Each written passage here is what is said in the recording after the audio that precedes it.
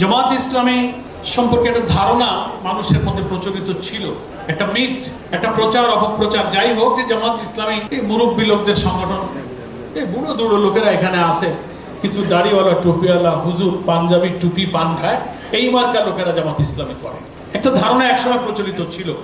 কি আপনাদের কাছে কি মনে হয়?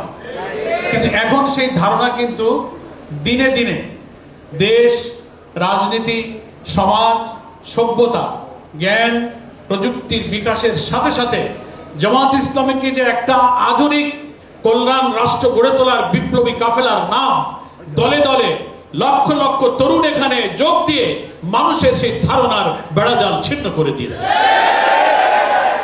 খুলনা মহানগরীকে ধন্যবাদ জানাই আজকের এই যুব সম্মেলনের আয়োজন করার জন্য।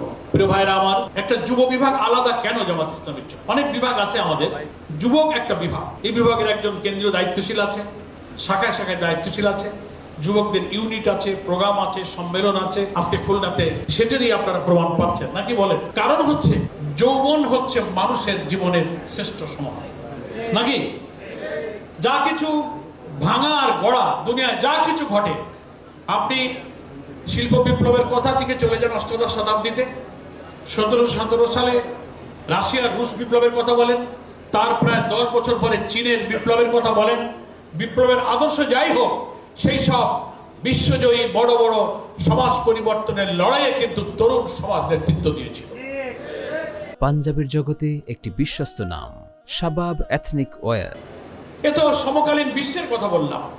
আমাদের প্রিয় নবী মুহাম্মদ মুস্তাফা সাল্লাল্লাহু আলাইহি ওয়াসাল্লাম, যিনি আমাদের সকল সংগ্রামের আদর্শ নেতা, যাকে আল্লাহ তাআলা কোরআন শরীফে বলেছেন উসওয়াতুন হাসানা, সমস্ত বিপ্লব সংগ্রামের তিনি ছিলেন উত্তম আদর্শ।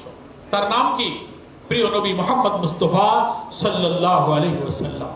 তার যে সংগ্রাম ছিল 23 বছরের সংগ্রাম, মক্কাতে 13 বছর, মদিনাতে 10 বছর। কত বছর হলো? 23। তার আগে 40 বছর তিনি মক্কায় কাটিয়েছেন। কোরআন নাজিল হয়েছে, নবুয়ত পেয়েছে, আলামিন হয়েছে, হিলফুল ফুজুল গঠন করেছেন।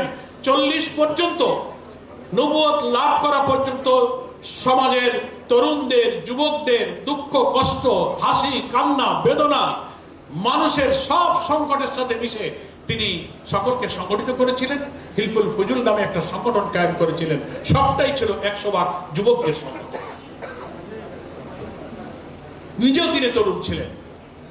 মক্কায় যখন তিনি তাওহীদের দাওয়াত দিলেন, তাওহীদ মানেই হলো লা ইলাহা ইল্লাল্লাহ, আল্লাহ ছাড়া কোনো ইলাহা নেই, মাবুদ নেই, কর্তৃত্ব নেই, শাসন নেই, আইন নেই, বিধান নেই, সার্বভৌমত্ব নেই। There is no leader, there is no government, there is no supreme authority, there is no parliament, there is no sovereignty illallah, একমাত্র আল্লাহ ছাড়া। এটা হচ্ছে কালেমা তাইয়্যিবার মূল তাৎপর্য। প্রিয় নবী যখন মক্কায় দাওয়াত দিলেন, মক্কার আবু জেহেল, আবু লাহাব, সায়বা, উতবা, ওলীদ, আবু সুফিয়ানরা রাসূল সাল্লাল্লাহু আলাইহি ওয়াসাল্লামের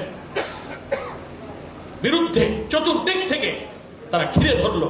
চরম বৈরী পরিবেশ, সমালোচনা, তুচ্ছ-তাচ্ছিল্য করা, নির্যাতন করা এবং রাসূলের দাওয়াত যারা কবুল করছিল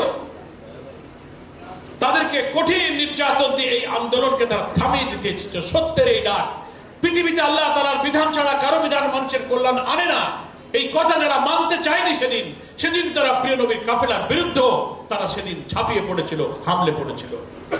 কিন্তু বিরোধিতা যেমন করেছিল, এই কঠিন সময়ে প্রিয় নবীর পাশে এসেও এক শ্রেণীর সংগ্রামী, আত্মনিবেদিত, অকুতভয়, সাহসী যুবকেরাও রাসূলের পাশে এসে দাঁড়িয়েছিল।